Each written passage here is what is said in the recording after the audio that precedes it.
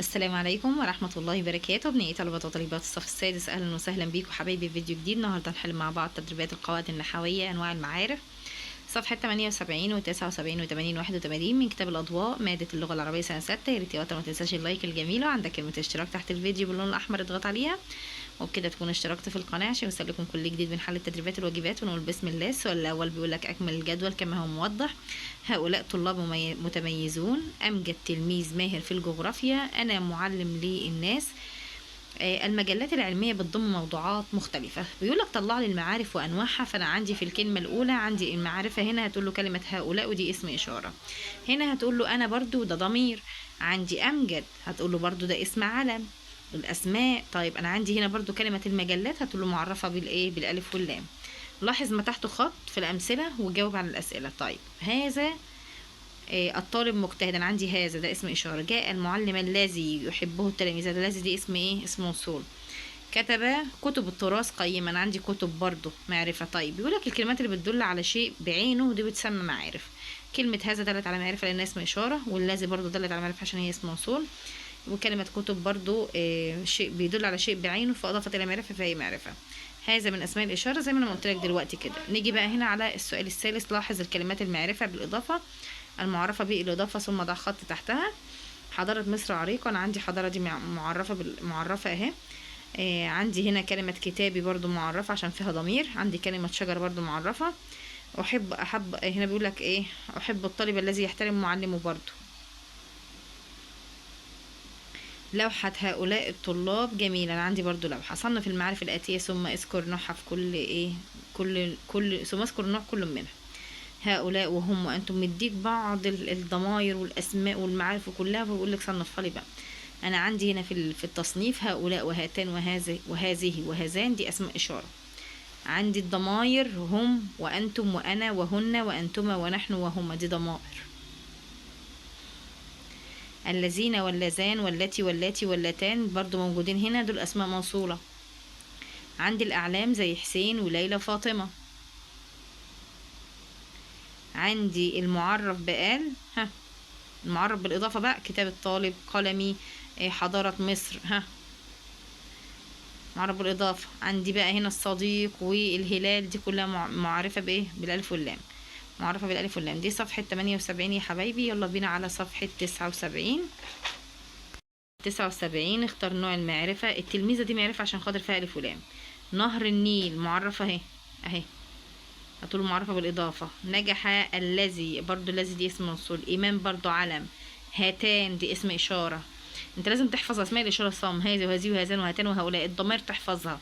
وضمائر المتكلم أنا وأنت، أو ضمائر المخاطب أنت وأنت وأنتما وأنتم وأنتن.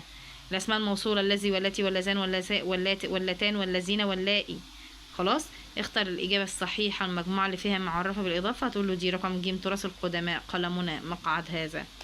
هنا المجموعة اللي فيها ضمائر فقط هي ونحن وأنتما وهما. المجموعة اللي فيها نوعان من المعارف هذا وهذه والذين وهاتان. أنا عندي أسماء إشارة وأسماء موصولة. طيب هنا بيقول لك ده خط تحت المطلوب. أنا عايزة المعرف بالإضافة في الجملة. هنا هتقول له نفت النشرة بعض الإشاعات. أنا عندي بعض الإشاعات معرفة بالإضافة. وقفت أمام هذا العالم الجليل معرف بالإيه؟ بالإشارة. هذا أهي. طيب مصر بها نهر النيل ده علم. هذا هو الذي ترقى في العمل ده ضمير هو. طيب ده هنا بيقول لك صوب الخطأ في كل جملة. علم بلاد يرفرف. ما تحته خط معرف بالعلمية، لا ده معرف بالإضافة. اهو عندك الياء اهي. طيب تجولت بين الحقول. هنا بيقول لك ما تحته خط معرف بايه؟ هتقول معرف بالالف واللام. فالف واللام اهي. تسعى دولتنا لإنجاز المشروع دي معرفة بالالف واللام برضو. نتباهى بحضارة الأجداد دي معرفة بالألف واللام. طيب أنا عايزة هنا بيقول لك أكمل باسم معرفة. تقول له الشمس تشرق كل صباح. هذا الكتاب هو كتابي المفضل. يذهب الناس إلى الحدائق في فصل الربيع. أنا كده ضفت كلها إضافة، كلها معرفة بالألف واللام أهي. ودي معرفة بالإضافة ودي معرفة بالألف واللام. اللوحة التي اسم موصول. الأسد برضو يحب أحمد ممارسة كرة القدم معرفة بالعلمية اهي. احمد ده اسم علم. دي صفحة 79. يلا بينا على صفحة 80. صفحة 80 هتقول له الطفل الذي معرفة دي برضو بالايه؟ بالموصولية اهي. اسم موصول. هؤلاء اسم اشارة. انشأت مصر السد العالي في محافظة اسوان علم. هنا حصل الطلاب الذين تفوقوا، ها اسم موصول. بيقول لك هنا حدد المعرفة في الجمل وبين نوعها بقى، بين لي نوع المعرفة. انا عندي هنا مصر ودي اسم علم. انتقلت اسرتي، اسرتي هتقول دي معرفة بالاضافة. الدولة برضو معرفة، هتقول لانها معرفة بالالف واللام. وهذه برضو معرفة، ليه بقى؟ هتقول لانها اسم اشارة. يقدم المطعم مأكولات شهية، المطعم معرف بالالف واللام. الادباء هتقول برضو معرف بالالف واللام، فيها الف ولام. السيارة التي اشتراها سليمان، انا عندي التي هنا وعندي برضو كلمة سليمان. سليمان دي علم والتي برضو اسم موصول. ذهبت الأم إلى سوق المدينة، المدينة دي معرفة بالألف واللام. أنتم مخترعين مبدعون، أنتم ده ضمير. يحتفل العالم باليوم العالمي للمعلم، أنا عندي العالم دي معرفة بالألف واللام أهي يا شباب. خلاص يعني ايه الموضوع سهل وبسيط جدا جدا، عايز بس ايه تدريب. أي كلمة فيها ألف ولام فهي معرفة، أي كلمة فيها ضمير فهي معرفة، اي كلمه تقابلك على اسم من اسماء الانسان او اسماء الدول، اسماء المدن تبقى اعلام برضو، تبقى دي معرفه. اسماء اشاره، ضماير، كل دي بتكون اعلام. صوب ما تحته خط. توفر تطبيقات الهواتف الذكيه خدمات مفيده، انا عندي تطبيقات دي معرفه بالاضافه. اخترع ابراهيم طائره، انا عندي ابراهيم دي اسم علم. المسجد الاقصى برضو معرفه بالالف واللام. هذان مهندسان، هتقول له دي اسم اشاره، ده هذان دي اسم اشاره. طيب اقرأ ثم أجب. للعلم أهمية كبيرة في حياتنا، فهو الوسيلة التي تمكننا من فهم العالم من حولنا. طيب الوسيلة دي تعرب إيه؟ هو مبتدأ والوسيلة خبر، يبقى الوسيلة خبر مرفوع على رفعه الضم. من فهم العالم، العالم هنا مضاف إليه مجرور وعلى مجره الكسرة، معرفة بعد نكرة تعرب مضاف إليه. وهو الذي يفتح لنا أبواب جديدة للتفكير وبيوسع آفاقنا في المجالات. اللي بيجي بعد حرف الجر اسم مجرور على مجره الكسرة.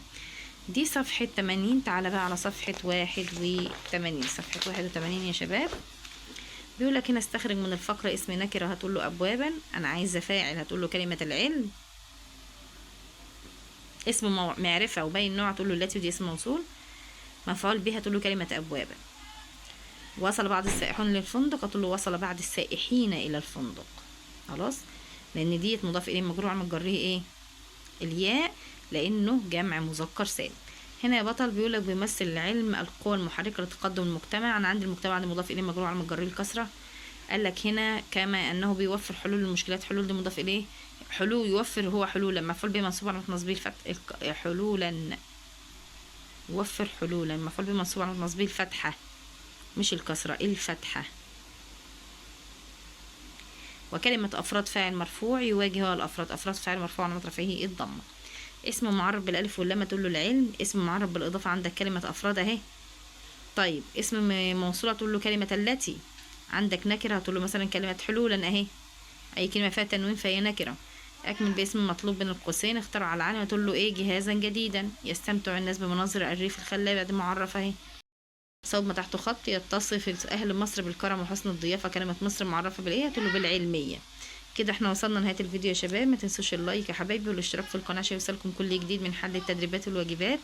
ربنا ينجحكم جميعا يا رب. مع السلامه حبايبي.